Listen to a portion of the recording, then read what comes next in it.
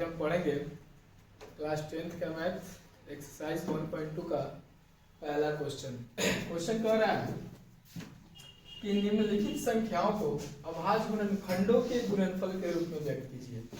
सबसे पहले कह रहा है कि जो क्वेश्चन है उस क्वेश्चन को आप प्राइम फैक्टराइजेशन यानी अभाज्य गुणनखंड के रूप में उसको क्या करना है, व्यक्त करना है। पहला क्वेश्चन दिया हुआ है हमारा 140 है, दूसरा है 156 और जो तीसरा क्वेश्चन है ना वो तीसरा क्वेश्चन भी दिया हुआ है। तीसरा क्वेश्चन कितना दिया हुआ है 38 25। हम लोगों ने देखा होगा कि अभाज्य गुणनखंड में किसी भी संख्या, तो यहाँ पर जो संख्या दिया हुआ है उस संख्या को लिखिए। पहले यहाँ पर लिखेंगे हम, चलिए इधर देखते हैं एक्सरसाइज 1.2 का क्वेश्चन। निम्नलिखित संख्याओं को अभाज्य गुणनखंडों के गुणनफल के रूप में व्यक्त कीजिए। क्वेश्चन एक दिया हुआ है 140 का अब प्राइम फैक्टराइजेशन करना है यानी गुणनखंड करना है। जैसे पहले हम लोग बचपन में लसा पढ़े होंगे अभाज्य गुणनखंड विधि द्वारा। तो यहाँ पर सबसे पहला क्वेश्चन है हमारा क्या है 140। तो हम सॉल्यूशन लिखेंगे और यहाँ पर लिखेंगे 140। अब आपको थोड़ा सा क्वेश्चन याद होगा कि यदि किसी भी संख्या के इकाई अंक 0 हो, 2 हो, 4 हो, 6 हो और 8 हो, तो अगर किसी भी संख्या के इकाई अंक में 0, 2, 4, 6, 8 यदि यह 5 को वर्ड से दिखता है तो आप 2 से लगाएंगे, यदि 5 को वर्ड से नहीं दिखता है तो हम 2 से नहीं लगाएंगे। यदि किसी संख्या के इकाई अंक 5 हो या फिर 5 के गुणज हो तो इसमें हम क्या करेंगे 3 से या फिर 5 से लगाएंगे। तो पहले यहाँ पर देखते हैं हम कि 140 है, 140 का इकाई अंक क्या है 0। तो अभी हमने देखा ना कि किसी भी संख्या के इकाई अंक यदि 0 हो तो फिर क्या करेंगे उसमें हम 2 से लगाएंगे। तो पहले इसमें 2 से हम लिखते हैं, 2 से लिखेंगे। तो 2 से लिखने का मतलब क्या होता है कि इसका जो हाफ होगा ना आधा, उस आधा को यहाँ पे लिखना है। तो 140 का आधा कितना होगा 70 और फिर इसमें हम कितना से लगाएंगे 2 से 35। अब देखिए यानी जब तक इकाई अंक हमारा 0 था और फिर 2 रहे, 4 रहे, 6 रहे तो हम 2 से लगाएंगे। अब यहाँ पर 5 आ गया तो अब यहाँ पर 3 से ट्राई करेंगे, 3 से नहीं लगेगा तो फिर कितना से लगाएंगे हम 5 से लगाएंगे। तो 3 के पगला में तो 35 आएगा नहीं, इसलिए हम 5 से लगाएंगे, 5 सत्ते 35। अब इसको लिखना है तो आप यहां पर लिख सकते हैं अभाज्य गुणनखंड। कितना का अभाज्य गुणनखंड तो 140 का अभाज्य गुणनखंड कितना होगा 140। यहां पे देखिए 2 फिर 2 फिर 5 और फिर 7, यानी इसको हम इतना लिख सकते हैं। आप किताब में अगर देखेंगे तो उसका आंसर जो होगा ना ऐसे 2 कितना है तो 1 और 2 यानी 2 के पावर 2 गुना 5 और गुना 7, यही हमारा क्या हो जाएगा आंसर हो जाएगा। इस अभाज्य गुणन को हम प्राइम फैक्टराइजेशन भी बोलते हैं। दूसरा क्वेश्चन है हमारा 156। यहाँ पर लिखेंगे हल 156। यानी अभी हमने देखा कि किसी भी संख्या के इकाई अंक क्या हो 0 फिर 2 4 6 या फिर 8, तो उन सभी में हम क्या लगाएंगे पहले 2 से लगाएंगे। तो इस संख्या का भी इकाई अंक जो 156 दिया है उसका इकाई अंक कितना है 6 है, इसलिए हम यहाँ पे लिखेंगे 2 से और 2 से लगाएंगे तो इसका जो हाफ होगा उस हाफ को यहाँ पे लिखना है। फिर 2 से 39, अब लास्ट में 9 आ गया तो इसमें हम 2 से नहीं लगाएंगे, अब 3 से हम लिखेंगे। अब 13 जो होता है किसी भी 13 का ना हाफ होता है और ना उसका फैक्टर निकलता है, तो यहाँ पर हम इसको इतना ही पे छोड़ देंगे और लिखेंगे हम अभाज्य गुणनखंड। क्या लिखेंगे अभाज्य गुणनखंड। किसका पूछा था हमसे 156, तो 156 बराबर 2 गुना 2 फिर गुना 3 और फिर यहाँ पे क्या है 13 है तो 30 लिख देंगे। गुणनफल के रूप में आपको व्यक्त करना है। तो 156 1 और 2 2 2 है तो 2 के पावर 2 कर देंगे, फिर यहाँ पे 3 हो जाएगा और फिर यहाँ पे क्या हो जाएगा 13 हो जाएगा। इसमें किसी कोई दिक्कत? चलिए उसके बाद हम नेक्स्ट क्वेश्चन देखते हैं। यहाँ पर क्या आपसे पूछ रहा है कि 38 25, यहाँ भी लिखेंगे हम हल 38 25। अब फिर यहाँ पे देखिए हमने तो देखा ना यहाँ के पर कि 0 रहेगा या फिर 2 रहेगा, 4 रहेगा, 6 रहेगा और 8 रहेगा, तो हम क्या करेंगे 2 से लगाएंगे। लेकिन यहाँ पे हमें शुरू में ही क्या दिखाई दे रहा है 5। तो आप लोग को यदि विभाज्यता के नियम याद हो तो ट्राई कीजिए। 5 2 7 और 8 15 और 3 18, यानी विभाज्यता के नियम में क्या होता है, चलिए इसको देखते हैं। यहाँ पर 3 है, 8 है, 2 है, 5 है। अब इसमें तो 2 से लगेगा नहीं, अब 2 से नहीं लगेगा तो फिर यहाँ पे क्या आता है ना, यहाँ पर आता है 3 से लगाए कि हम 5 से लगाए। तो फिर 3 या 5 से लगाने के लिए अगर आपको थोड़ा सा याद हो विभाज्यता के नियम, तो यहाँ पे हम देख सकते हैं कि 3 का विभाज्यता का नियम कहता है कि यदि दिए गए संख्या के अंकों का योग 3 से विभाजित हो, किससे विभाजित हो 3 से, तो वह संख्या क्या होगा 3 से भी विभाजित होता है। तो 8 3 11, 11 2 13 और 13 5 18, यानी 18 को आप 3 से डिवाइड करेंगे तो 6 बार में कट जाएगा। इसका मेरे कहने का मतलब क्या होगा, यह जो संख्या होगा वो डायरेक्ट 3 से लगेगा। तो हम यहाँ पर लिखेंगे 3 से,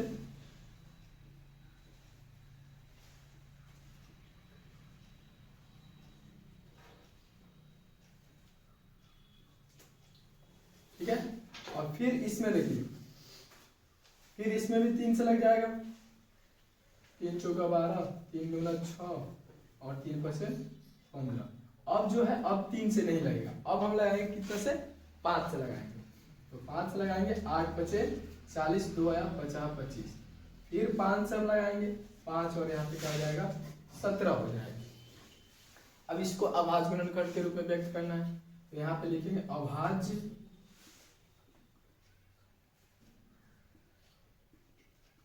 गुणनखंड।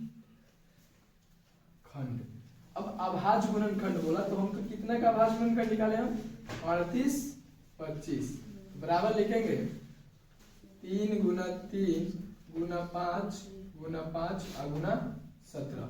अब इसको चाहे तो आप ऐसे भी लिख सकते हैं कि 2 को 3 है तो यहाँ पे 3 के पावर 2 कर दिए, 2 को 5 है तो 5 के पावर 2 कर दिए और 1 को 17 है तो 17। इसको हम ऐसे बना सकते हैं, इसमें किसी कोई दिक्कत? चलिए इसका जो बाकी का क्वेश्चन है उसको देखते हैं। इसका बाकी का क्वेश्चन क्या कह रहा है 5005 बोल रहा है, यानी 4 नंबर जो इसका क्वेश्चन है वो क्या बोल रहा है 5005। इसको भी हमें क्या करना है अभाज्य गुणनखंड के ही रूप में व्यक्त करना है। तो हम सबसे पहले यहाँ पर लिखेंगे हल। किसी भी क्वेश्चन को बनाने से पहले सॉल्यूशन लिखिए हल, उसके बाद तो सबसे पहले जो संख्या दिया उस संख्या को लिखते हैं 5005। लास्ट में इकाई अंक 5 है तो हम डायरेक्ट 5 से ट्राई करेंगे, ठीक है। 5 से लगाएंगे तो यह होगा 1001। अब 5 के बाद से लास्ट में यहाँ पे 1 आ गया तो अब 5 से नहीं लगेगा। अब जब भी लगेगा ना कोई विषम नंबर से ही लगेगा, कोई और नंबर से ही लगेगा, ठीक है। तो यहाँ पे हम 7 से ट्राई करते हैं। 7 1 जा 7, फिर यहाँ पे 3 और 0 13, 7 4 जा 13 और 7 3 जा 21। अब यहाँ पर हम ट्राई करते हैं आगे।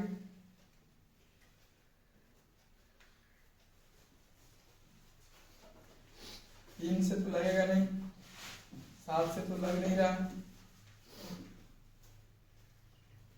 और फिर अब 7 से जब नहीं लगेगा तो हम किससे लगाएंगे, हम लगाएंगे 13 से। पहले 11 से लगाते हैं, 11 एकम 11, 11 3 21 हो गया। यानी इसको हम लिख सकते हैं अभाज्य गुणनखंड। क्या लिख सकते हैं अभाज्य गुणनखंड। देखिए अब यहाँ पर आपका दिया है 5 0 0 5। अब देखिए एक बार 5 आया, 5 7 11 और 13, यही हमारा क्या हो जाएगा, ये हमारा आंसर हो जाएगा।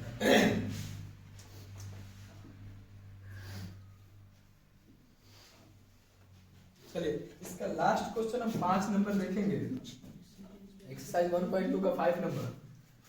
क्या कह रहा है, क्वेश्चन दिया है 72 74 29 दिया है, 74 29, इसमें 13 से भी नहीं लग रहा है, तो हम देखेंगे यहाँ पे 17 से देखते हैं। 17 चौका 68, 6 17 दिया 51 और 17 7 119, 17 से हो गया। अब जब यहाँ पे 17 से लगाए तो चांस ही नहीं बनता है कि 17 से नीचे लगे इसमें, फिर 17 से ट्राई करते हैं, 17 दूना 34 9 नहीं लगेगा, अब हम लगाएंगे डायरेक्ट 19 से, 19 दूना 38, 19 दिया 57, यानी जो हमारा 74 29 है, इस 74 29 में सबसे छोटा अंक होगा और 17 से लगेगा, उसके बाद 19 से, उसके बाद 23 से। तो अब यहाँ पर हम लिख सकते हैं अभाज्य गुणनखंड, क्या लिख सकते हैं, अभाज्य गुणनखंड 74 29 इज इक्वल्स टू क्या हो जाएगा, 17 गुना 19 और गुना 23, यही हमारा क्या हो जाएगा, आंसर हो जाएगा। कोई दिक्कत यहाँ तक, चलिए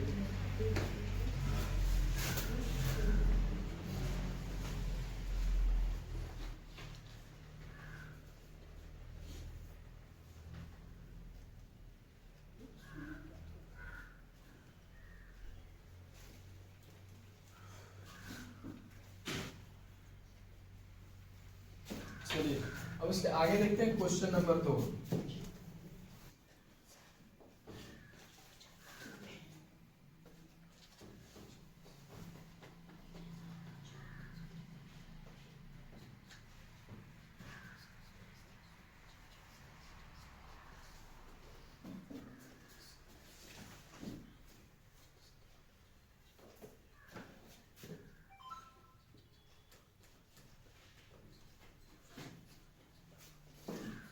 यहाँ पर देखेंगे एक्सरसाइज 1.2 का क्वेश्चन नंबर 2, पूर्णांकों के निम्नलिखित युग्मों के एचसीएफ और एलसीएम ज्ञात कीजिए तथा इसकी जांच कीजिए कि दो संख्याओं का गुणनफल बराबर एचसीएफ गुना एलसीएम।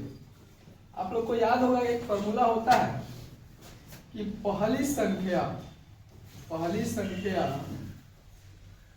गुना दूसरी संख्या, पहली संख्या गुना दूसरी संख्या बराबर मौस गुना लस।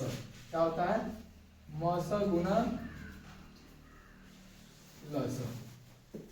यहाँ पर पहली संख्या गुना दूसरी संख्या बराबर क्या होता है, मौस गुना लस होता है।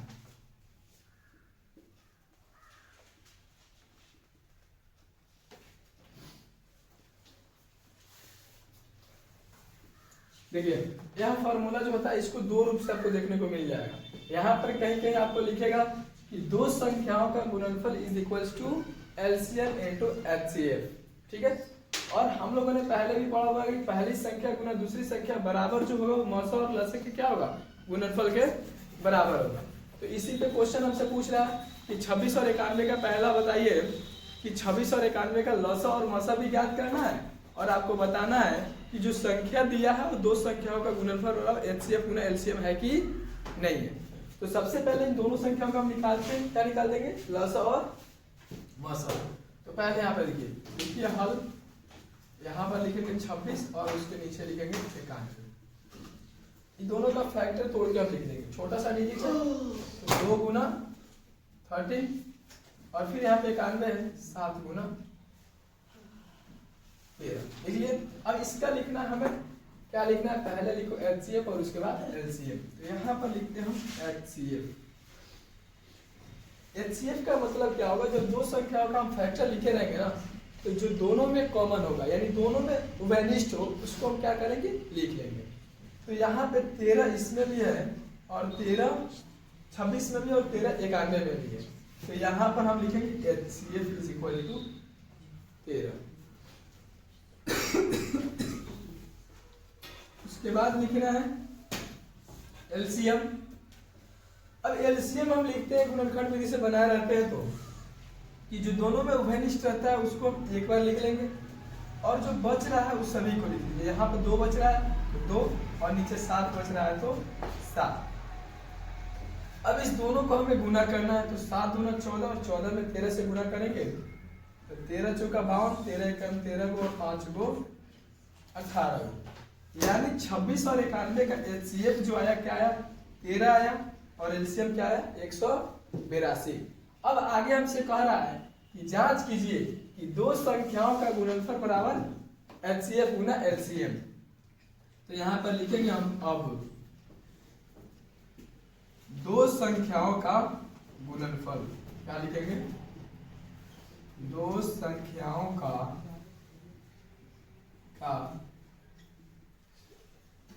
गुणनफल बराबर एचसीएफ गुना एलसीएम लिख लिए। अब यहाँ पे देखिए दो संख्या का मतलब क्या होगा, जो हमारा प्रश्न में दिया रहेगा उसको ले लेंगे, ठीक है। तो यहाँ पर हम लिखेंगे 26 गुना 91, क्या लिखेंगे 26 गुना 91 बराबर हम लिखेंगे 13 गुना 182।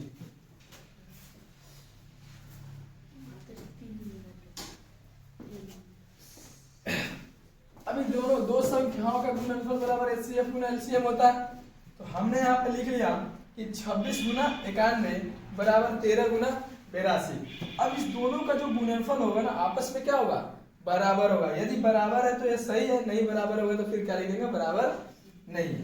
तो चलिए पहले हम गुना करते हैं 13 में 2 से, तो 13 दूना 26, 13 8 104, 13 8 104 और 2 106, फिर 13 एकम 13 और 10 23, यानी 2366। इसमें भी गुना करते हैं हम 26 एकम 26, हाथ में गया 2, 26 नवा 234 होगा। 26 नवा कितना होगा 234 और हाथ में का जो था 2 वो जोड़ेंगे तो क्या हो जाएगा 236, यानी 2366 और 2366 दोनों क्या हुआ आपस में बराबर हो गया।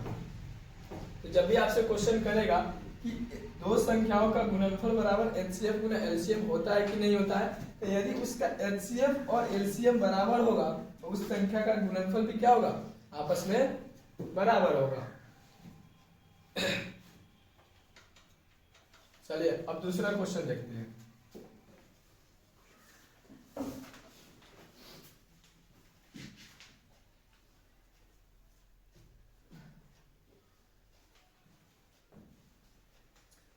क्वेश्चन नंबर 2 के 2 नंबर क्वेश्चन 510 और 92 का लसा और मसा ज्ञात करना है, यानी एचसीएफ और एलसीएम।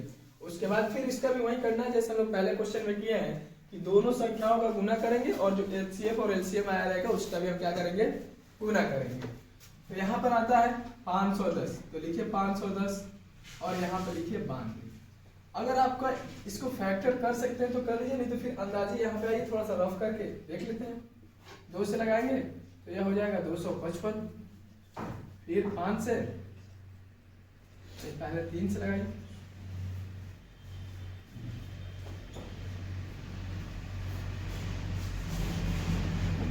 यानी 510 का हम फैक्टर क्या लिख सकते हैं 2 गुना 3 गुना 5 गुना 17।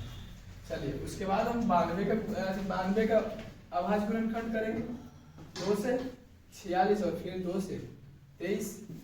यहाँ पर हमें लिखना होगा 2 गुना 2 और गुना 23। चलिए अब गुना करते हैं। अब यहाँ पे सबसे पहले आपको क्या लिखना है एचसीएफ, उसके बाद एलसीएम। तो एचसीएफ का मतलब क्या होगा, जो दोनों में उभयनिष्ठ होगा यानी कॉमन होगा। तो यहाँ पे देखिए ऊपर भी 2 है और नीचे भी 2 है, हम दोनों में क्या है जो कॉमन है उसको लिख लेंगे एचसीएफ बराबर 2। उसके बाद नीचे 2 है 23 है, ऊपर 2 नहीं है 3 5 17 है, यानी अब कॉमन नहीं है। तो जो अब कॉमन नहीं है उसको लिखेंगे। एलसीएम में जो क्या होगा, जो एचसीएफ हमारा रहेगा दोनों में कॉमन, उसको हम एक बार लिख लेंगे और जो बच रहा है उसको भी लिख लेंगे हम 23 और गुना ऊपर बचा 3 तो 3, फिर आपका 5 तो 5 और 17 का 17। इसका गुना करते हैं हम, 2 दूना 4, 5 15, 15 चौका 60, 17 छक 102, यानी 1020 में 23 से गुना करना है। तो 1020 गुना 23,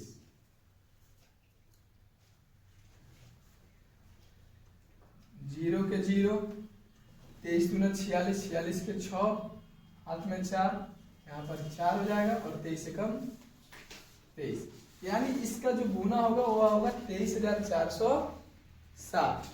अब हमसे क्या कह रहा है कि दो संख्याओं का गुणनफल बराबर HCF गुना LCM है कि नहीं है।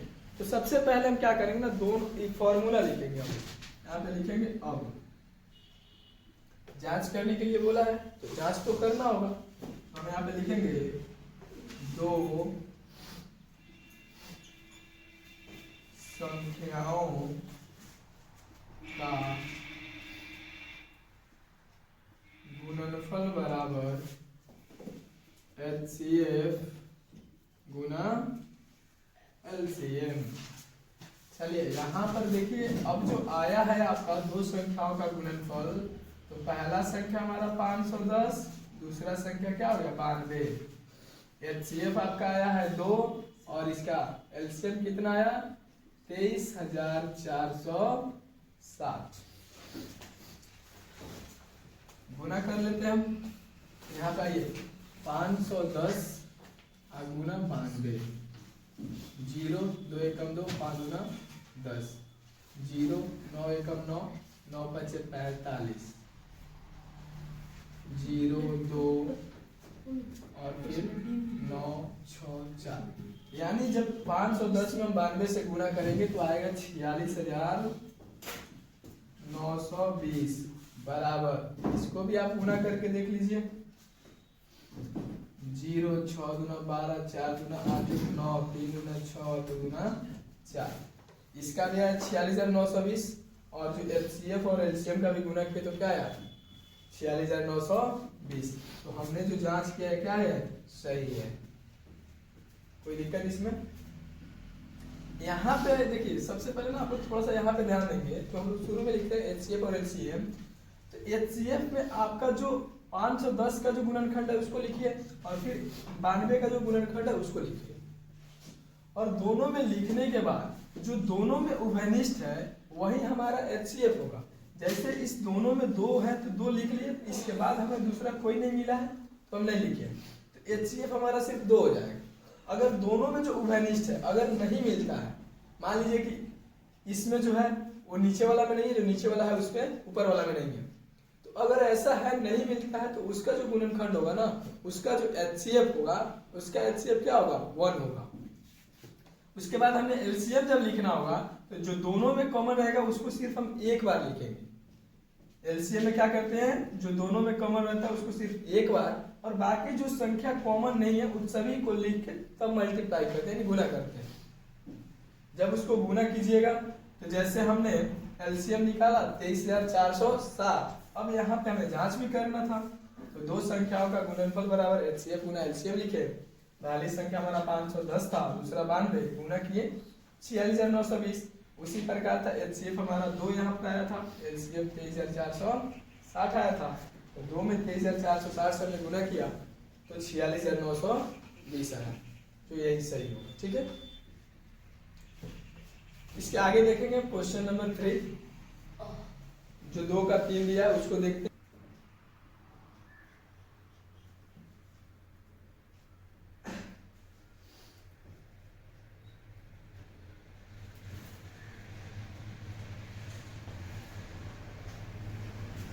चलिए यहाँ पे क्वेश्चन नंबर 2 का जो 3 नंबर क्वेश्चन दिया है वो क्वेश्चन क्या दिया है 336 और 54। इसका भी क्या करना है, आपको HCF याद करना है, फिर LCM याद करना है, और फिर दोनों संख्याओं का गुणनफल बराबर HCF गुना LCM करना है, यानी इसको भी हमें जांच करना है। तो सबसे पहले यहाँ पर हम लिखेंगे हल, और जो 336 है ना इसको यहाँ पर लिख लीजिए, और 54 है उसको नीचे लिख लीजिए। अब यहाँ पे इस दोनों का सबसे पहला जो है 336, इसका आप क्या करेंगे प्राइम फैक्टराइजेशन करेंगे, यानी गुणनखंड करेंगे। 2 से लगाएंगे क्योंकि लास्ट में 6 है। 1 6 8, फिर 2 से 8 4, फिर 2 से,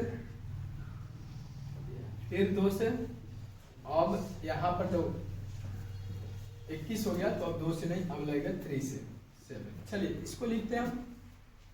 1 2 3 4, 4 को 2 है तो 4 को 2 लिख लीजिए पहले। उसके बाद 3 है तो 3 लिख लीजिए। उसके बाद 7 है तो 7 लिख लीजिए। हो गया, अब गुणनखंड हो गया। अब उसके बाद बचा हमारा 54, तो हम यहाँ पे लिखेंगे 54 का, इसमें लगाएंगे 2 से, यह होगा 27, फिर 3 से, यह हो जाएगा 9, फिर 3 से 3। 54 का हम लिखेंगे 2 गुना 3 गुना 3 गुना 3। ठीक है, अब चलिए, अब इतना गुणनखंड लिखने के बाद हमें निकालना है HCF, तो हम लिखेंगे HCF इज इक्वल्स टू, दोनों में जो सबसे पहले कॉमन है ना उसको ढूंढिए। तो यहाँ भी 2 है और 2 हो गया, फिर यहाँ पर 3 और 3, इसके बाद हमारा कोई कॉमन नहीं मिल रहा है, तो जो कॉमन है उसको लिख लेंगे 2, फिर यहाँ पे 3, इसको मल्टीप्लाई कर दीजिए, 2 3 2 3 6 हो गया। ठीक है, अब लिखेंगे LCM, तो जो पहले कॉमन था उसको हम लिख लेंगे 2 3, नीचे देखेंगे तो 2 को 3 बच रहा है तो 2 को 3 लिख लीजिए। ऊपर देखिए तो 3 को 2 और 1 को 7 बचा हुआ है, उसको भी लिख लेंगे। अब क्या करेंगे, इसको गुणा करेंगे। 2 3 6 6 3 18 18 3 54 54 दूना 108 108 दूना 216 216 में 2 से गुना करेंगे 432, और 432 में जब हम 7 से गुना करेंगे तो 7 दूना 14 7 3 का 21 1 22 और 7 चौका 28 2 30। यानी जो हमारा LCM होगा 336 और 54 का, वह होगा 3024। अब इसको जांच करना है, हम लिखेंगे दो संख्याओं का गुणनफल, दो संख्याओं का गुणनफल इज इक्वल्स टू HCF गुना LCM।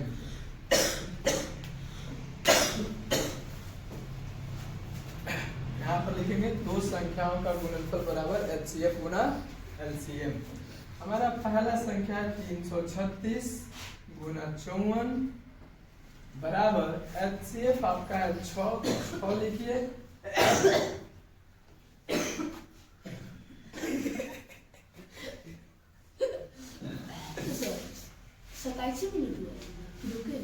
नहीं रुके 37 मिनट हुआ होगा। चलिए यहाँ पर हम लिखेंगे दो संख्याओं का गुणनफल बराबर HCF गुना LCM। पहला संख्या 336 गुना 54, दूसरा हमारा भैया 6 गुना, यानी HCF हमारा 6 और LCM 3024 है तो 3024 गुना करेंगे। 6 चौका 24, 6 दूना 12 2 14, 6 3 का 18। यानी इसका जो आया ना, जब 6 से हम 3024 में गुना किए तो 18144 आया। इसी प्रकार जब इसको भी हम गुना करेंगे तो यह भी आएगा 18144। यानी दो संख्याओं का गुणनफल बराबर HCF गुना LCM होता है। यहाँ तक किसी को कोई दिक्कत नहीं है। अब 1.2 का जो क्वेश्चन हमारा 2 था, 2 का 3 नंबर के क्वेश्चन क्या किए, बना लिए। अब इसके आगे जो है हमारा क्वेश्चन नंबर 3, उसमें कह रहा है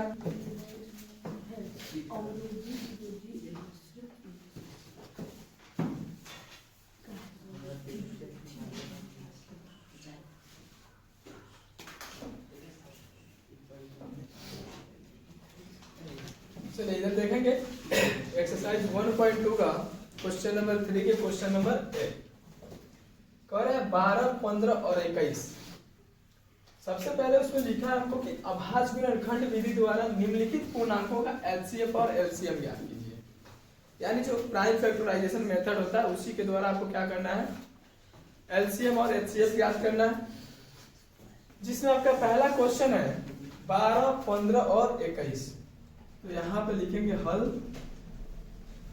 12 नीचे लिखेंगे 15 और यहाँ पे लिखेंगे 21।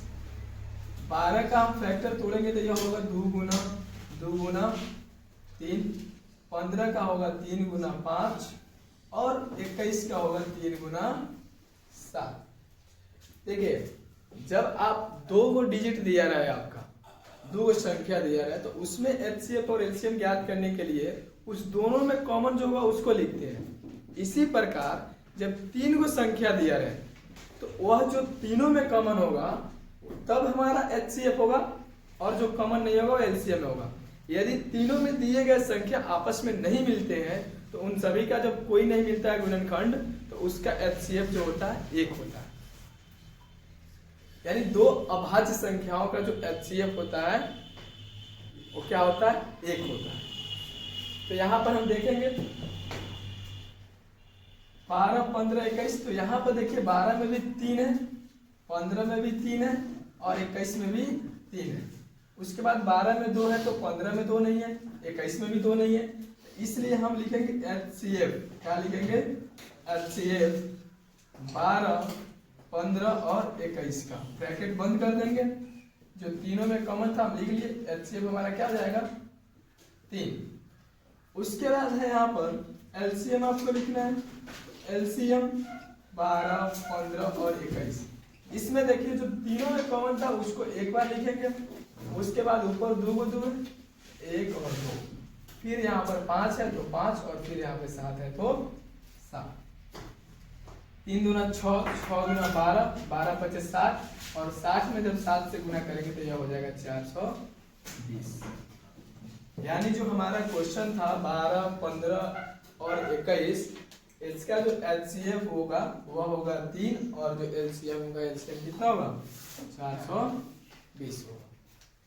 दूसरा क्वेश्चन हमारा यहाँ पे कह रहा है कि 17, 23 और 29। देखिए दूसरा भी क्वेश्चन मस्त है। 17, 23 और 29, ठीक है। तो यहाँ पर भी हम उसी प्रकार बनाएंगे। सबसे पहले लिखेंगे हल। 17 का लिखिए 17, फिर 23 का 23 और फिर 29 का 29। आपने देखा है जो सभी संख्या दिया है ना, ये सभी संख्या क्या है? अभाज्य है। तो अभाज्य संख्याओं का गुणनखंड नहीं निकलता है। इसका गुणनखंड बस एक ही निकलेगा कि 1 गुना 17, 1 गुना 23 और फिर क्या होगा? 1 गुना 29। अब देखिए इस सभी में क्या है ना, एक के अलावा दूसरा कोई उभयनिष्ठ गुणनखंड नहीं है। तो यहाँ हम इसलिए हम पहले ही बोले हैं कि 2 अभाज्य संख्या या फिर 3 अभाज्य संख्या का जो गुणन एचसीएफ होगा हमेशा क्या होगा? 1 होगा। तो यहाँ से ऑब्जेक्टिव भी क्वेश्चन कर देता है कि 2 अभाज्य संख्याओं का एचसीएफ होगा। अब एचसीएफ क्या होगा? तो 1 होगा। और एलसीएम पूछेगा 2 अभाज्य संख्याओं का, तो दोनों संख्या को आपस में मल्टीप्लाई कर देंगे, वही हमारा क्या हो जाएगा? एलसीएम। चलिए यहाँ पर देखते हैं। देखिए पहले लिखेंगे एचसीएफ। एचसीएफ 17, 23 और फिर क्या है? 29 है। लिख लेंगे। इसमें 17 है, 23 है, 29 है और तीनों में देखेंगे एक हमारा कॉमन है, तो इसका जो एचसीएफ होगा क्या हो जाएगा? 1 हो जाएगा। दूसरा क्वेश्चन अब हमको निकालना है एलसीएम।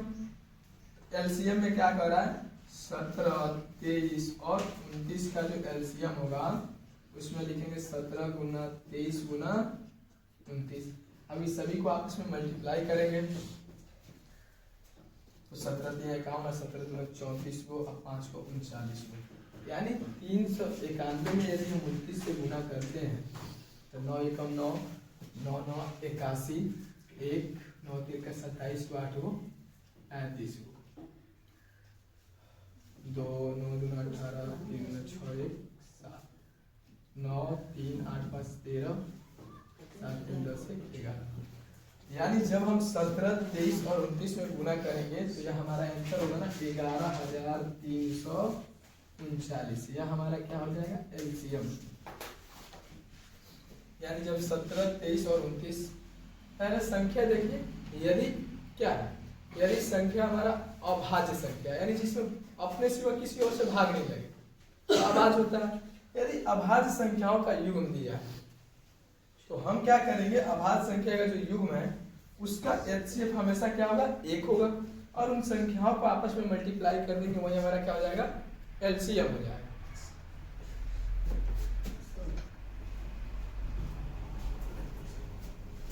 चलिए इसका अब हम तीसरा क्वेश्चन देखते हैं। क्वेश्चन नंबर 3 का 3 देखते हैं।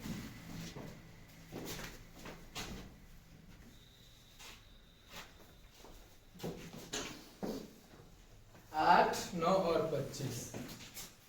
देखिए यहाँ भी दिया है 8 दिया है, 9 दिया है, और क्या दिया है, 25 दिया है। आप भी देखेंगे ना, तो इसका एलसीएम आपको सबसे पहले इसका भी क्या करना है, क्वेश्चन 3 का 3 है, तो एचसीएफ और एलसीएम ज्ञात करना है। तो यहाँ पर 8 का पहले फैक्टर लीजिए, फिर 9 का, और फिर 25 का। तो 8 का लिखेंगे 2 गुना 2 गुना 2, 9 का होगा 3 गुना 3, और 25 का होगा 5 गुना 5।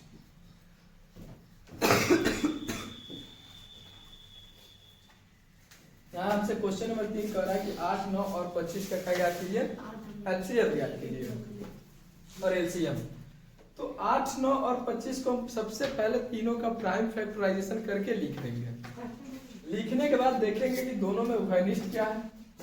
तो उभयनिष्ठ इसमें देख रहे हैं 2, 2, 2 है, फिर 3, 3, 3 है, और फिर यहाँ पे क्या है, 5 और 5 है। यानी ऐसा कोई संख्या नहीं है जो तीनों में क्या हो, उभयनिष्ठ हो। जब तीनों में कोई भी संख्या उभयनिष्ठ नहीं रहता है तो उसका एचसीएफ जो होगा हमेशा क्या होगा, 1 होगा। फिर इसका एलसीएम के लिए आपको करना क्या है, एलसीएम के लिए 8, 9 और 25 को आपस में मल्टीप्लाई कर दीजिए। जैसे 2 गुना 2 गुना 2, फिर 3 गुना 3, फिर गुना 5 गुना 5। 8, 9 72, 72 में 25 से गुना करेंगे, 25 गुना 50, 25 सते 175, और 5 180। यानी जो 8, 9 और 25 का जो एचसीएफ होगा वह होगा हमारा 1, और एलसीएम जो होगा वो क्या होगा, 1800 होगा। ठीक है, तो क्वेश्चन नंबर 3 का तीनों क्वेश्चन यहाँ पे होगा, 1 यहाँ पर, 2 यहाँ पर, और 3 यहाँ पर।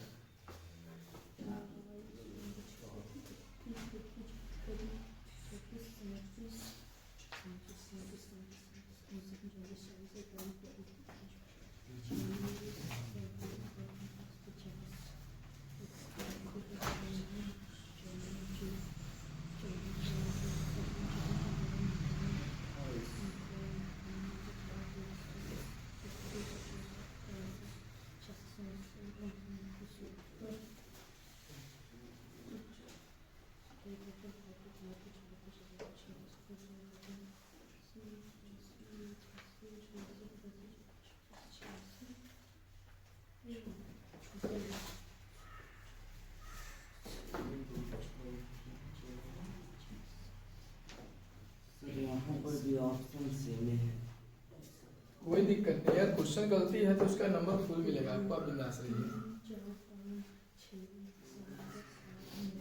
चलिए यहाँ पे क्वेश्चन देखेंगे, थोड़ा सा क्वेश्चन यहाँ पे देखेंगे एक्सरसाइज 1.2 का क्वेश्चन नंबर 4 क्या कर रहा है, एचसीएफ 306 657 का दिया हुआ है 9। यानी जो संख्या है वह संख्या 306 और 657 का जो एचसीएफ है वो 9 दिया है। तो हमसे कह रहा है एलसीएम ज्ञात कीजिए। आप लोग को जस्ट अभी हम थोड़ा देर पहले फॉर्मूला बताए होंगे शुरू में, चैप्टर का शुरू में एक्सरसाइज का, कि दो संख्याओं का गुणनफल जो होता है एचसीएफ गुना एलसीएम होता है। तो यहाँ पर दो संख्या कौन कौन से हो जाएगा, तो यानी पहली संख्या 306 और दूसरी संख्या 657। तो पहले इसको लिख लेते हैं हम। यहाँ पर लिखेंगे पहली संख्या, लिखेंगे हम पहली संख्या बराबर 306, दूसरी संख्या बराबर क्या हो जाएगा हमारा, दूसरी संख्या बराबर 657, और एचसीएफ दिया हुआ है 9, और एलसीएम हमसे पूछ रहा है 5। यानी एग्जाम में भी चाहे तो आप ऐसे लिखकर क्वेश्चन को बना सकते हैं। तो यहाँ पर सबसे पहले हम लिखेंगे हल, इसलिए पहली संख्या गुना पहली संख्या गुना दूसरी संख्या बराबर HCF गुना LCM। चलिए बताइए यहाँ पे पहली संख्या कितना है 306, आप लिखिए 306। दूसरी संख्या 657। तीसरी संख्या यानी तीसरी संख्या नहीं, यानी पहली संख्या 306 लिख लिए, दूसरी संख्या 657 लिख लिए। HCF कितना है 9। फिर यहाँ पे LCM। अब देखिए आपको निकालना है LCM, तो LCM को वहीं पर रहने देंगे और 9 बराबर के बाद जो है गुना में है, तो बराबर के पहले लाएंगे तो किस में हो जाएगा माइनस में। तो यहाँ पर लिखेंगे 306 गुना 657 इज इक्वल्स टू LCM। यहाँ का जो 9 है वो बराबर के बाद गुना में है, तो बराबर के पहले ला के इसको किसी में लिख देंगे हम भागा में। इसको डिवाइड कीजिए 9 3 का 27, 9 चौका 36, यानी 34 गुना 657 इज इक्वल्स टू क्या हो जाएगा LCM। 34 में 6 से गुना करेंगे, जितना आएगा हमारा क्या हो जाएगा आंसर हो जाएगा। तो हम यहाँ पे लिखेंगे 657 गुना 34, 7 चौका 28, 5 चौका 20, 2 22, 6 चौका 24, 2 26, 7 3 का 21, 5 3 15, 2 17, 6 3 का 18 और 1 19, 8 2 1 3, 7 6 13, 9 2 11 1 12, 1 1 2। यानी यहाँ पर जो इसका LCM आएगा वो आएगा 22,338 बराबर LCM। ठीक है, यहाँ पर देखिए क्वेश्चन क्या दिया था, क्वेश्चन दिया था HCF इज इक्वल टू 306 गुना 657। समझते हैं पहले दिन क्वेश्चन 4 हमसे क्या पूछ रहा था, पूछा था कि HCF 657 का 9 दिया है, LCM आपको याद करना था। इसमें जो दिया था पहली संख्या हमने लिख लिया, पहली संख्या इज इक्वल टू 306, दूसरी संख्या इज इक्वल टू 657। HCF आपका 9 दिया, हमने 9 लिख लिया, LCM is equal to what, हमसे पूछा कि LCM ज्ञात कीजिए। हमने किया क्या, यहाँ पर लिखा पहली संख्या गुना दूसरी संख्या बराबर HCF गुना LCM, जो फॉर्मूला होता है। लिखने के बाद पहली संख्या 306 के सामने आप रख दीजिए, दूसरी संख्या 657 उसके सामने आप रख दीजिए। फिर HCF आपका 9 दिया, LCM आपका निकालना है, तो HCF की जगह पे हम 9 लिखेंगे और LCM की जगह पे LCM को रहने देंगे। 306 गुना 657 बराबर के बाद कोई भी संख्या यदि गुना में रहता है यानी मल्टीप्लाई में रहता है, तो बराबर के पहले हम लाएंगे तो किस चीज में हो जाएगा भागा में। तो यहाँ पे 306 गुना 657 बटा 9 हो गया। अब इस 9 से 306 में हम क्या करेंगे, काट देंगे। आप चाहें तो 657 को भी काट सकते हैं 9 से, इस दोनों में से किसी एक को हम काट देंगे। 9 से काटे 34 बार में 306 कट गया। अब यहाँ पे लिखे हम 34 गुना 657 बराबर LCM। अब ये दोनों 34 में 657 से यहाँ पर मल्टीप्लाई किया हम, तो कितना आया है 22,338। ये हमारा क्या हो जाएगा LCM हो जाएगा।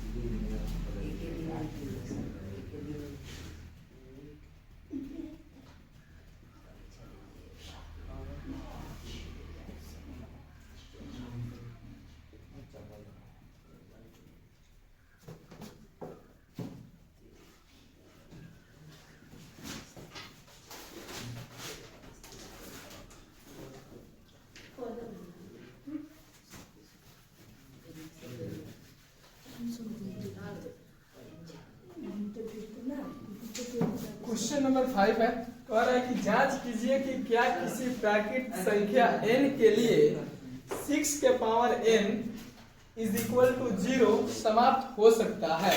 यानी हमसे पूछ रहा है कि क्या किसी भी प्राकृत संख्या के पावर जब n है तो क्या 6 के पावर n जो है वो 0 पर कभी समाप्त हो सकता है।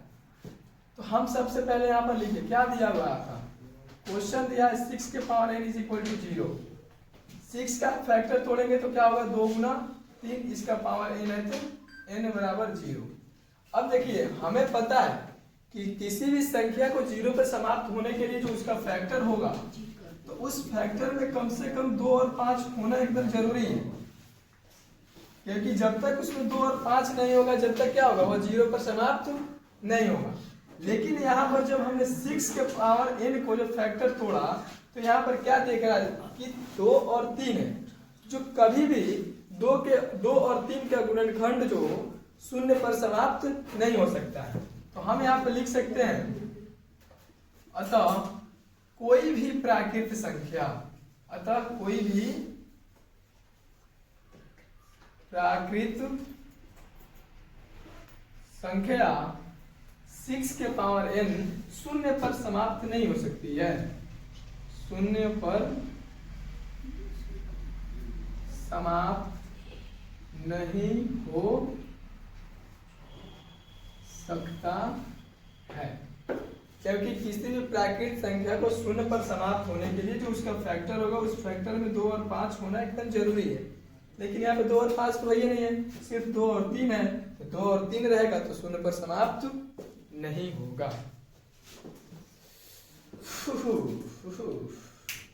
चलिए